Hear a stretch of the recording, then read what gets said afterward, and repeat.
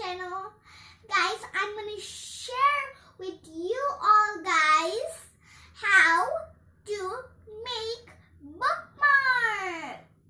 Guys, bookmark is like this.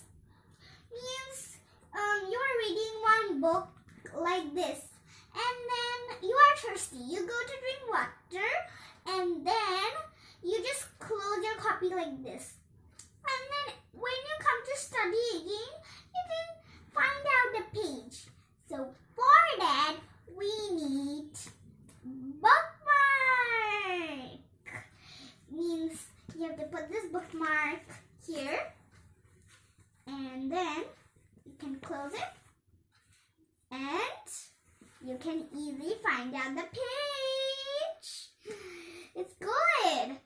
And here's all the bookmarks that I make. And tell us in the comment section that which bookmark is your favorite. Mine is this one. I like this so much. Now it's time to say goodbye. See you in my next video. And don't forget to subscribe, like, and